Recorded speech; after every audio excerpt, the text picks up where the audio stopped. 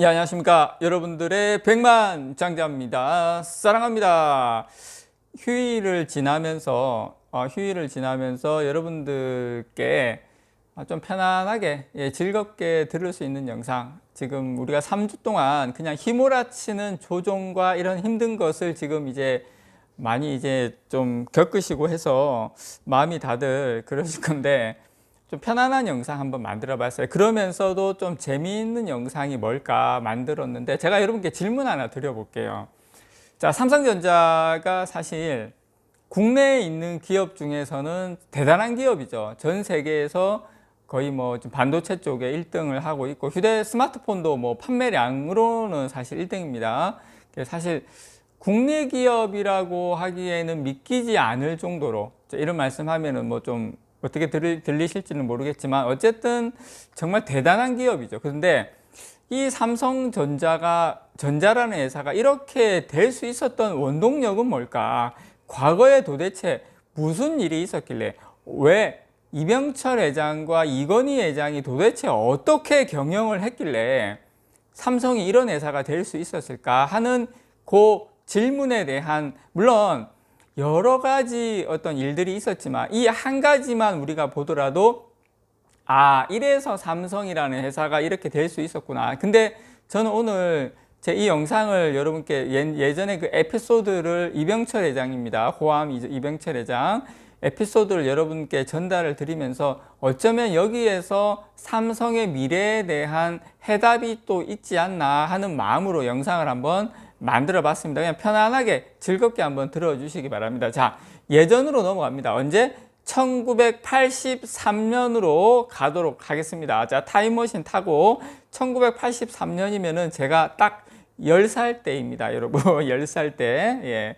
자, 이병철 회장이 기흥의 1공장이 착공된 지 불과 2달이 지난 11월 달, 1983년 11월 달이었어요. 그때 256K 디램을 생산할 2공장을 세우라고 지시를 했어요. 1983년도 11월에 이병철 회장이 256K 디램, 지금으로 치면 정말 꿈같은 디램이죠. 83년도니까. 그때 256K 생산할 2공장을 세우라고 지시를 했는데, 그때 64K 디램 완전 동작 칩이 아직 나오지도 않은 상황에 있었어요. 그러니까 64K가 아직 나오지도 않은 상황인데 이병철 회장은 256K 공장을 지어라, 이렇게 이야기를 했습니다. 그래서 이 공장을 세울 때 떠오른 쟁점이 뭐냐면, 이제 지금 현재 64K도 안 나왔는데 256K를 만든다고 하니까, 그때 이 공장에서는 이제 256K를 만들 때 그때 엄청난 쟁점으로 떠오른 게 5인치로 할 건지 6인치로 할 건지, 반도체 웨이퍼를. 지금은 이제 주력이 12인치죠. 그때 이제 5인치로 할 건지 6인치로 할지 막 이제 그 찬반 의견이 막 분분했어요. 그때 5인치 같은 경우에는 장당 한 60개에서 한 70개 나옵니다. 반도체 칩이. 6인치는 100개 정도 나왔어요. 거의 뭐 2배는 아니더라도 꽤 많이 나왔죠. 한 40% 이상. 그래서 다들 5인치로 결정되리라고 생각을 했어요. 왜냐하면은 세계적으로 그 당시에 5인치가 대세였고 기흥 1공장도 5인치였어요. 이제 그런데 일부 실무진이 이참에 6인치로 가자, 이런 안을 내면서 막 열띠게 토론했습니다. 막 신발 던지고 막 안경 던지고 막 머리 끄댕이 잡고 막 열띤 토론을 했는데, 이때 이병철 회장이 6인치 도입 결정에 손을 들어줬습니다. 6인치 결정에 손을 들어줬는데, 이때 반도체값 폭락으로 생산할수록 손해를 보는 상황이었어요. 그때 1공장도 지금 제대로 가동을 못 해가지고 속이 까맣게 타고 있는데, 2공장을 지으라고 하는 것도 모자라서 이번에는 웨이퍼 지름까지 6인치로 하자고 하시니, 이 누구 말이냐면 김광호 전 부회장 말씀이십니다. 아니, 지금 반도체 만들면 만들수록 손해를 보는데, 그리고 1공장도 제대로 지금 가동을 못하고 있는데, 1공장이 5인치였잖아요. 근데 6인치로 하자고 하니까 다들 뒤로 나자빠졌다 그래요. 그 당시 직원들이. 그래서 당시에 일본 샤프가 우리 쪽 공장 설비 기술을 제공하고 있었는데, 자기네들도 5인치 기술밖에 없다. 그 당시 일본 80년대 일본이면은 반도체 거의 뭐 최정상에 있는 나라 아닙니까?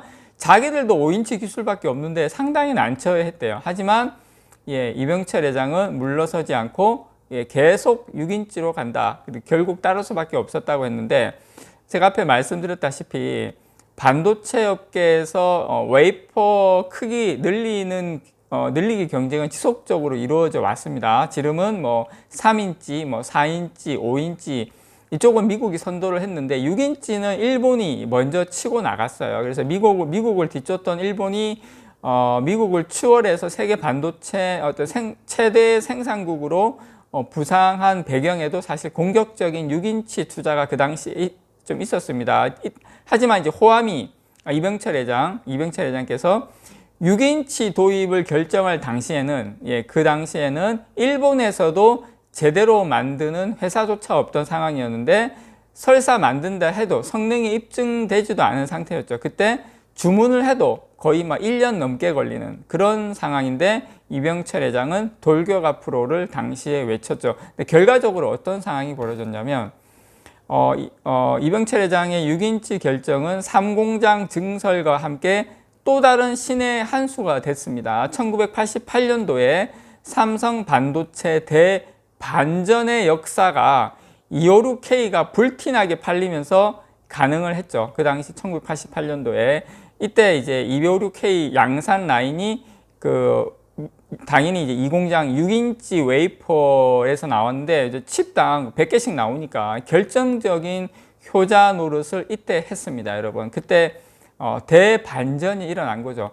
그래서 저는 여기서 배우는 교훈은 뭐냐면 우리가 물론 이병철 회장이 내다봤는지 안 내다봤는지는 모르겠지만 분명히 저는 내다봤다고 생각을 합니다. 지금은 안 좋지만 이 반도체에 대한 확신, 그리고 이게 항상 산업은 사이클이 있잖아요. 그래서 그 다음에 사이클을 보는 그 인사이트가 저는 이병철 회장 그리고 이건희 회장한테도 분명히 있었다고 생각을 해요. 우리가 주식 투자할 때도 그런 인사이트가 있어야 되겠죠. 지금은 힘들지만 앞으로 1년 후에, 2년 후에는 분명히 좋을 것이다. 지금은 좀 어렵지만 나중에는 분명히 좋은 날이 올 것이다. 그런 인사이트가 우리에게 투자에도 필요를 하지만 이 이병철 회장이 그 한 수, 두 수, 세 수 이상을 내다보는 투자가 있었기 때문에 지금의 삼성전자가 저는 존재한다라고 생각을 합니다. 지금 삼성에도 이런 것 저는 얼마든지 필요하다고 생각을 해요. 지금 이재용 회장이 네덜란드 넘어가서 ASML 가서 이제 고가 EUV 장비도 이야기하고 이렇게 지금 뭐 여러 가지로 좀 노력을 하고 있는데 한 발 더 나아가는 그런 삼성전자 계속 응원합니다. 여러분 편안하게 들어주셔서 감사드립니다. 이상 여러분들의 백만장자였습니다. 사랑합니다, 여러분.